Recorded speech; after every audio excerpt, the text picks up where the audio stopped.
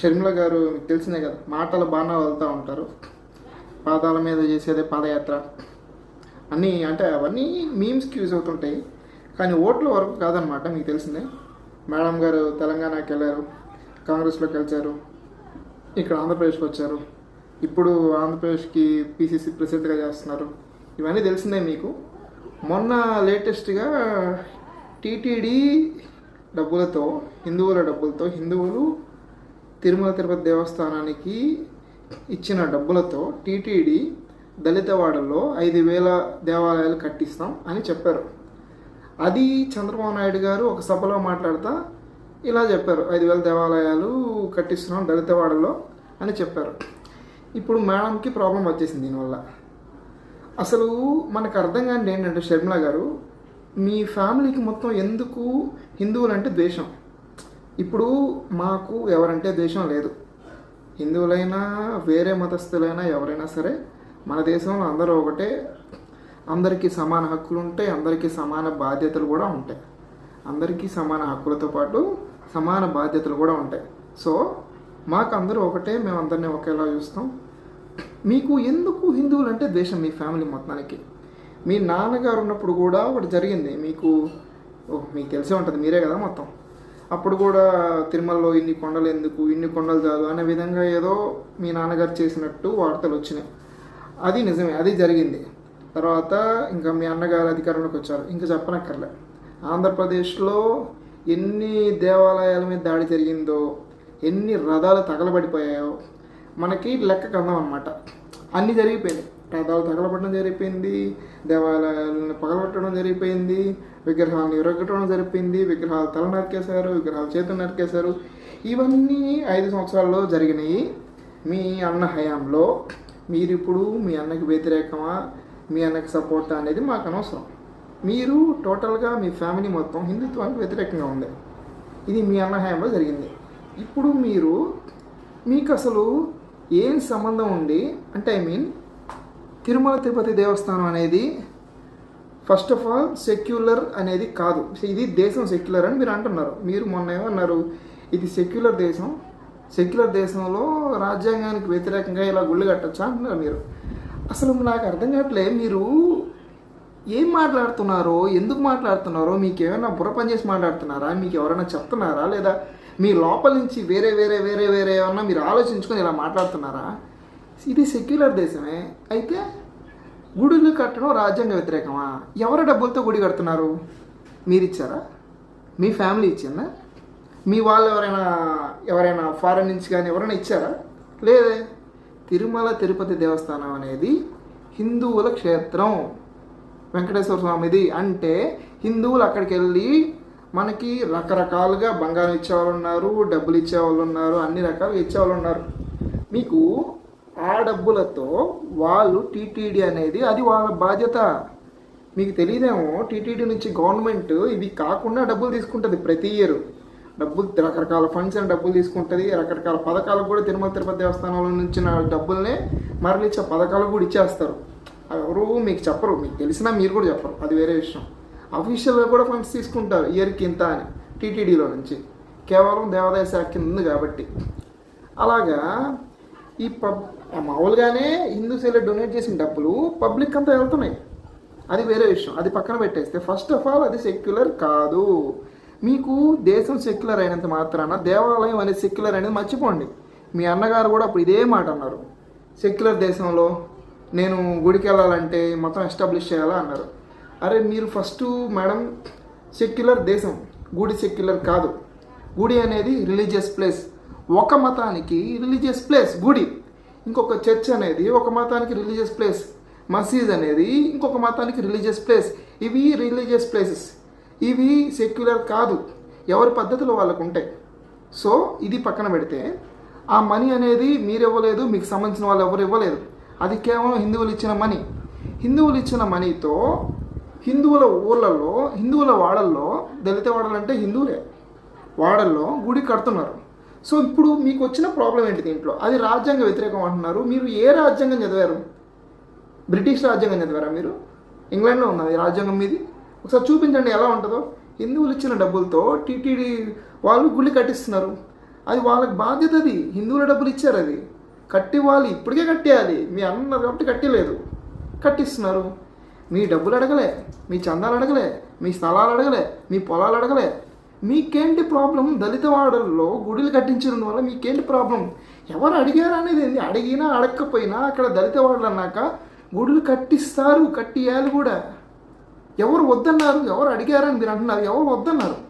అక్కడ కట్టిస్తున్నప్పుడు ఇక్కడ గుడి కట్టించకూడదు, ఇక్కడ హిందువులు కాదు ఉండేది అని ఎవరైనా అన్నారా? అని ఎవరైనా అంటే ఆ అన్న వాళ్ళు ఎవరో మాకు చూపించండి.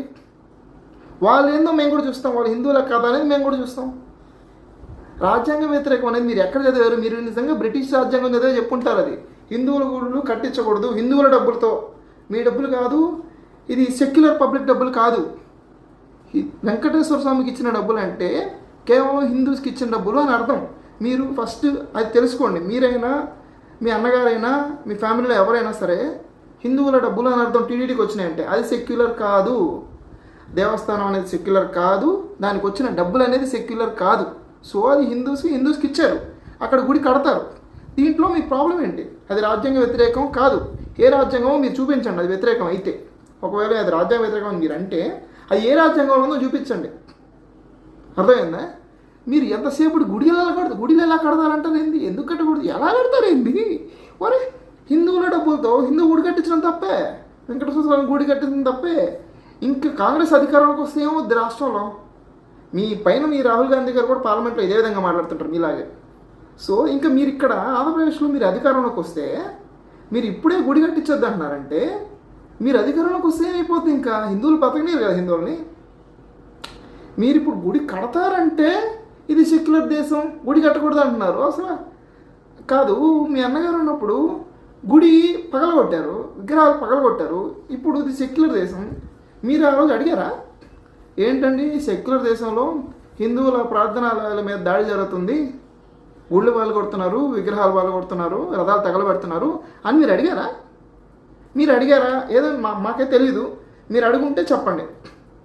మీరు అడగలేదు, మీరు అడగరు.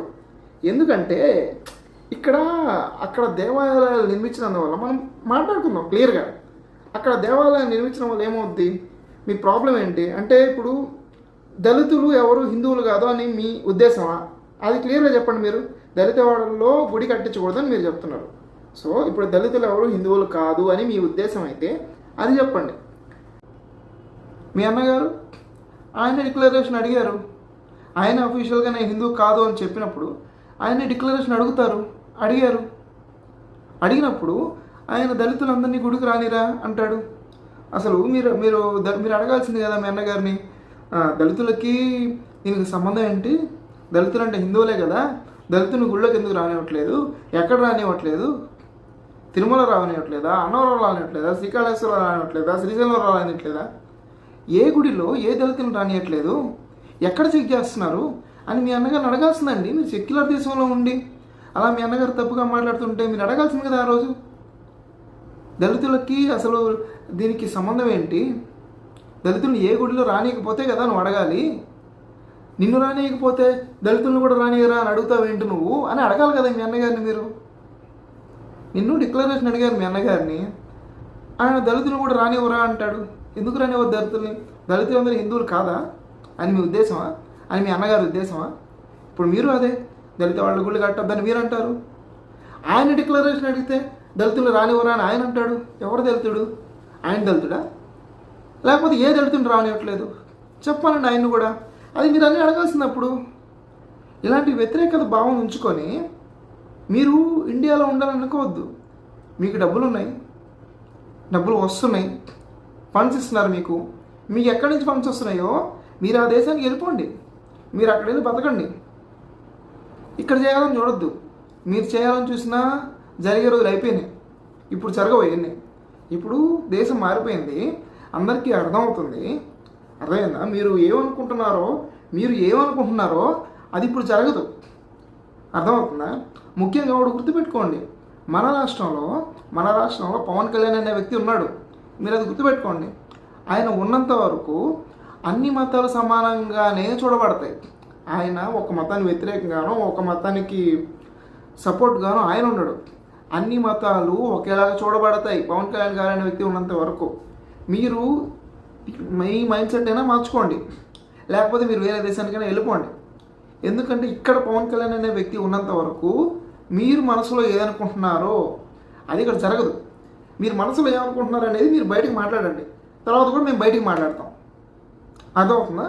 కానీ మీరు ఏదైతే అనుకుంటున్నారో అది జరగదు. పవన్ కళ్యాణ్ అనే వ్యక్తి జరగనివ్వడు. ఇప్పుడు హిందూస్ అందరు మారారు, మీరు అనుకున్న రోజుల్లాగా లేరు.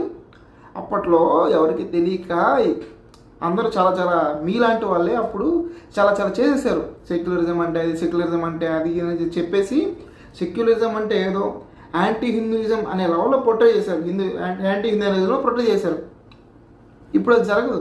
సెక్యులరిజం అంటే అందరిని ఒకేలాగా చూడడం అని అందరికీ అర్థమైంది. మీరు ఏమనుకుంటున్నారో అది జరగదు. ఇది క్లారిటీ. మీరు ఎన్ని సంవత్సరాలు చేసినా సరే, ఏం చేసినా సరే, మీ కాంగ్రెస్ పార్టీ మొత్తం ఏం చేసినా సరే, మీరు ఏదనుకుంటున్నారో అది జరగదు. ఫ్యూచర్లో జరగదు, ఇప్పుడు జరగదు, ఎప్పటికీ జరగదు. మీరు ఏ దేశానికి వెళ్ళాలనుకుంటున్నారో ఆ దేశానికి వెళ్ళిపోండి, అక్కడ స్వేచ్ఛగా బతకండి. అక్కడ మీకు తగ్గట్టు పద్ధతులు మీరు ఏదైనా దేశం అనుకుంటే ఆ దేశంలో మీకు తగ్గట్టు పద్ధతులు, మీకు తగ్గట్టు అట్మాస్ఫియర్, మీ మైండ్ సెట్లో ఏముందో, మీ మనసులో ఏముందో అలా ఏమైనా ఉండే దేశాలే ఉంటే మీరు అక్కడికి వెళ్ళిపోండి ప్రశాంతంగా. ఇక్కడ ఉండి ఇవన్నీ చేస్తామంటే కుదరదు. ఇప్పుడైతే కుదరదు, అది మర్చిపోండి. ఫ్యూచర్లో కూడా కుదరదు. గుడి పగలగొడుతుంటే మీకు సెక్యులర్ దేశం గుర్తు రాలేదు. ఇది సెక్యులర్ దేశం, గుడి పగలగొట్టకూడదు అని మీరు అడగలేదు. గుడి కడుతుంటే అది మీ డబ్బులతో కాదు, హిందువుల డబ్బులతో గుడి కడుతుంటే ఇది రాజ్యాంగ వ్యతిరేకం, గుడి ఎలా కడతారు అంటారేంటండి? ఇప్పుడు ఇది మీ పర్సనల్ ఎజెండానా, మీ కాంగ్రెస్ ఎజెండానా? మీరు మాట్లాడిన మాటలు మీ పర్సనల్గా మీరు అనుకుని మాట్లాడారా లేదా ఆంధ్రప్రదేశ్ స్టేట్ది అదే స్టాండా? మీలో ఎవరో ఒక సీనియర్ నాయకులు ఉంటారు కదా, వీరందరికీ వచ్చి చెప్పండి, ఇదే మా స్టాండు, హిందువుల డబ్బులతో హిందూ ప్లేస్లో హిందూ వాడల్లో డబ్బులు కట్టకూడదు, గుడి కట్టకూడదు అని మీరు చెప్పండి. మీ స్టాండ్ అయితే అదే అయితే అందరితో కూర్చోబెట్టి అదే చెప్పించండి. అప్పుడు అర్థమవుతుంది అందరికీ, మీ క్లియర్ స్టాండ్ ఏదనేది అందరికి అర్థమైపోద్ది. దళిత వాడలో గుళ్ళు కట్టించొద్దని చెప్పడానికి మీరెవరు? ఎక్కడైనా కట్టిస్తారండి. మిమ్మల్ని డబ్బులు అడిగితే మీకు ప్రాబ్లం రావాలి, పబ్లిక్ని డబ్బులు అడిగితే మీకు ప్రాబ్లం రావాలి. ఆ డబ్బులతో దేశాన్ని ఉద్ధరించమంటారు. పబ్లిక్కి యూజ్ చేయండి, బాత్రూమ్లు కట్టించండి, మీకు వచ్చే డబ్బులతో కట్టించండి. మీ సొంత డబ్బులు ఉన్నాయి కదా, ఆ సొంత డబ్బులతో కట్టించండి, బాత్రూమ్లు కట్టించండి, డెవలప్ చేయండి. మీరే కదా 78 సంవత్సరాల నుంచి అధికారంలో ఉన్న కాంగ్రెసే కదా. ఏం చేస్తున్నారు? ఇన్ని రోజుల నుంచి దళిత వాళ్ళని డెవలప్ చేయకుండా మీరేం చేస్తున్నారు? మీరు డెవలప్ చేస్తుంటే ఇది అవసరం లేదు కదా. ఇప్పుడు మీకు వచ్చి గుడులు కట్టకుండా హిందువుల డబ్బులతో హిందువులు గుడి కట్టుకుంటే అది డెవలప్ చేయండి, ఇది డెవలప్, మీకు వచ్చే ఫండ్స్ ఉంటాయి కదా పైనుంచి, తెలుసు కదా మీకు, వాటితో డెవలప్ చేయండి మేడం. మీరు వాటితో డెవలప్ చేయండి. మీ హస్బెండ్ గారు ఉన్నారు, ఒకరోజు ఏదో మాట్లాడుతున్నారు, ఏంది మొత్తం మందే ఆక్రమించేయండి అని మాట్లాడుతున్నారు. ఆ వీడియో చాలామంది తెలియకపోవచ్చు, అది ప్రాబ్లం. అర్థమైందా? ఇక్కడ టీటీడీ వాళ్ళు మొత్తం మందే మనం ఆక్రమించేద్దాం అని చెప్పట్లే. దళితవాడల్లో టీటీడీకి వచ్చిన డబ్బులతో గుడి కట్టిస్తామని చెప్తున్నారు. అంతేగాని మొత్తం మందే మొత్తం ఆక్రమించేద్దామని మీ హస్బెండ్ అన్నారు. మీ హస్బెండ్ అడగాలి మీరు, ఇది సెక్యులర్ దేశం అండి, ఎలా మీరు అసలు అలా అంటారు? సెక్యులర్ దేశంలో మొత్తం మందే మనం ఆక్రమించేద్దాం మీరు ఎలా అంటారు అని మీరు అనాలి. మీ అన్నగారితో మాట్లాడాలి మీరు. దేవాలయాల మీద ఇన్ని దాడులు జరిగినాయి, మీరు ఎందుకు దాని మీద చర్యలు తీసుకోలేదు, ఒక్కరిని కూడా ఎందుకు అరెస్ట్ చేయలేదు అని మీరు అడగాల్సింది. అది మీరు చేయాల్సింది. ఇవేమీ చేయరు. ఇవేమీ చేయకుండా తేరక దొరుకుతారు హిందువులందరూ వచ్చి మీకు. హిందువుల డబ్బులతో హిందువులు గుడి కట్టుకోకూడదు, ఇంకేం కట్టాలండి? కాదు, హిందువుల డబ్బులతో హిందువులు గుడి కట్టుకోకూడదు, ఇంకేం కట్టాలి? ఆల్రెడీ ఆ గుడి డబ్బులతోనే పబ్లిక్ వెల్ఫేర్ జరుగుతుంది. మీరు అన్నారు కదా పబ్లిక్ వెల్ఫేర్ అని, టాయిలెట్స్, రోడ్స్ అని ఆల్రెడీ రకరకాల పథకాల కింద ఇస్తున్నారండి. ఆల్రెడీ హిందువులు ఇచ్చిన డబ్బుల్నే, ఆ గుడికి ఇచ్చిన డబ్బుల్నే రకరకాలుగా మీ అన్నగారు తరలించారు. మీ అన్నగారనే కాదు, ప్రతి ప్రభుత్వం దాంట్లోంచి సంవత్సరం డబ్బులు తీసుకుంటుంది. పథకాలకు ఇస్తున్నారు, డబ్బులు కూడా వేరే రకంగా తీసుకుంటారు. మీకు తెలియదేమో, మీరు చూసుకోండి. హిందువులుగా ఉంటే దళితులు మీకు వచ్చిన ప్రాబ్లం ఏంటి, గుడి వల్ల మీకు వచ్చిన ప్రాబ్లం ఏంటి, మీరు స్ట్రైట్గా చెప్పండి. స్ట్రైట్గా మీ ప్రాబ్లం ఏంటి, గుడి కట్టడం వల్ల మీ ప్రాబ్లం ఏంటి అని మీరు మొన్న చెప్పలేదు మీ ప్రెస్ మీట్లో. అది రాజ్యాంగ వ్యతిరేకం అంటారు, ఎలా కట్టిస్తారంటారు. మీ యాటిట్యూడ్లోనే అర్థమవుతుంది మీరేమో చెప్పాలనుకుంటున్నారని. ఎలా కట్టిస్తారు గుళ్ళు? ఏంది హిందువుల డబ్బులతో హిందువులు గుళ్ళే కట్టిస్తారు, వేరే ప్రార్థనాలయాలు ఎందుకు కట్టిస్తారండి? పబ్లిక్ వెల్ఫేర్ ఆల్రెడీ మీరు అడిగిన ఒకే ఒక క్వశ్చన్, పబ్లిక్ వెల్ఫేర్ ఆల్రెడీ ఆ డబ్బులతో పబ్లిక్ వెల్ఫేర్ చేస్తున్నారు. అసలు చేయాల్సిన అవసరం లేదు. అది సెక్యులర్ డబ్బులు అయితే, అది గవర్నమెంట్ డబ్బులు అయితే పబ్లిక్ వెల్ఫేర్ చేయాలి. కానీ చేస్తున్నారే, హిందువులు ఇచ్చిన డబ్బులతోనే పబ్లిక్ వెల్ఫేర్ చేస్తున్నారు. వేరే ఎవరో డబ్బులు ఇవ్వట్లేదు, వేరే ఎక్కడి నుంచి గవర్నమెంట్ డబ్బులు తీసుకోవట్లేదు. మీ ప్రాబ్లం ఏంటి? ఇంకా మీ ప్రాబ్లం ఏంటో మీరు క్లియర్గా చెప్పలేదు. మేము చెప్తాం మీ ప్రాబ్లం ఏంటో. మీ ప్రాబ్లం హిందువులు ఉండకూడదు. మీ రాహుల్ గాంధీ ప్రాబ్లం హిందువులు ఉండకూడదు. ఇండియాలో రాహుల్ గాంధీకి హిందూస్ ఉండకూడదు. ఇండియాలోని ఆంధ్రప్రదేశ్లో మీకు ఇక్కడ హిందూస్ ఉండకూడదు. హిందూస్ ఉండకపోతే మీకు ఓట్లు పడతాయి. అది మీ ప్రాబ్లం. అది చెప్పండి స్ట్రైట్గా. ఎందుకు ముసుగులో గుద్దులాట? అది చెప్పండి స్ట్రైట్గా. అందరికి అర్థమవుతుంది కదా అదే ప్రాబ్లం అని. మీరు దయచేసి ఇవన్నీ మేడం పోయినాయి మేడం, మా రోజులు పోయినాయి. మీరు ఇప్పుడు హిందువులకు వ్యతిరేకంగా ఏదో చేద్దాం అనుకొని ఇవన్నీ పోయినాయి మేడం. ఇప్పుడు లేదు అదంతా. ఇప్పుడు అందరికీ నాలెడ్జ్ వచ్చేసింది. ఇంతకుముందు మీరు చెప్పినట్టు అందరూ వినేవాళ్ళు. హిందువులకు వ్యతిరేకంగా ఏం చేసినా ఎలా చేసినా అందరూ వినేవాళ్ళు, పడేవాళ్ళు. ఇప్పుడు ఆ రోజులు పోయినాయి మేడం. మేము హిందువులకు సపోర్ట్ కాదా అని కాదు. మీకు సెక్యులరిజం అంటే ఏందో మీకు తెలియదు. ఫస్ట్ సెక్యులరిజం అంటే అన్ని మతాలను ఒకేలా చూడడం, హిందువులు తక్కువగా చూడడం సెక్యులరిజం కాదు. మన భారతదేశంలో మీ కాంగ్రెస్ పార్టీ నేర్పించింది ఏంటంటే సెక్యులరిజం అని చెప్పి హిందువులు తక్కువగా చూస్తారు. ఇదే వచ్చిన ప్రాబ్లం. సెక్యులరిజం అంటే అందరినీ ఒకేలా చూడడం అని మీకు ఎప్పుడు అర్థమవుతుందో మాకు అర్థం కావట్లేదు. మాలాంటి వాళ్ళం ఒకవేళ బీజేపీ ఎవరికైనా ఇష్టం ఉండొచ్చు, ఇష్టం ఉండకపోవచ్చు. ఎందుకు సపోర్ట్ చేస్తాం? ఒకవేళ ఇష్టం ఉన్నా ఇష్టం లేకపోయినా సపోర్ట్ చేయాల్సి వస్తే ఎందుకు చేస్తామంటే మీ భావాలు ఇలా ఉంటాయి. మీరు స్ట్రైట్గా అధికారంలో రాకముందే గుళ్ళు ఎందుకు కట్టిస్తారని మీరు అంటున్నారంటే, మీరు అధికారంలోకి వచ్చిన తర్వాత మీ అన్నగారి కంటే ఎక్కువ గుళ్ళు పగలగొట్టరని నమ్మకం ఏంది మాకు? గుడి పగలగొట్టినప్పుడు ఇది ఎందుకు పగలగొడుతున్నారు సెక్యులర్ దేశంలో అని అడగని మీరు. గుడి కడుతున్నప్పుడు అది హిందువుల డబ్బులతో, అది హిందువుల గుడి నుంచి మీరు గుడిని ఎందుకు కడుతున్నారని మీరు అడుగుతున్నప్పుడు, దళిత వాడలోనే ఎందుకు కడుతున్నారని మీరు అడిగినప్పుడు, అంటే దళితులందరూ ఏంటి మీ ఉద్దేశం ఏంటి? దళిత వాళ్ళ గుళ్ళు ఉండకూడదా? ఎందుకు ఉండకూడదు? దళితులు హిందువులుగా ఉండకూడదా? దళితులు హిందువులుగా ఉంటే మీకు ఓట్లు రావా? చెప్పండి స్ట్రైట్గా మీ ప్రాబ్లం చెప్పండి. అప్పుడు మళ్ళీ మాట్లాడుకున్నాం. మీ ప్రాబ్లం ఏంటో తెలిసిన తర్వాత హిందువులతో మీ ప్రాబ్లం ఏంటి అది తెలిసిన తర్వాత ఇంకోసారి మాట్లాడుకున్నాం. మీ నాన్నగారు చేసింది చాలు, మీ అన్నగారు చేసింది చాలు, మళ్ళీ మీరు వచ్చి చేయక్కర్లే. హిందువులతో మీ ప్రాబ్లం ఏంటో అందరికీ అర్థమవుతుంది, మాకు అందరికి తెలుసు. మీకు కూడా మనసులో ఏముంటుందో అది చెప్పండి. అది మీ పార్టీ స్టాండా మీ స్టాండా కూడా చెప్పండి. మీ పర్సనల్ స్టాండా మీ పార్టీ స్టాండా కూడా చెప్పండి. ఓకేనా? తర్వాత మాట్లాడుకుందాం దీని గురించి మళ్ళీ.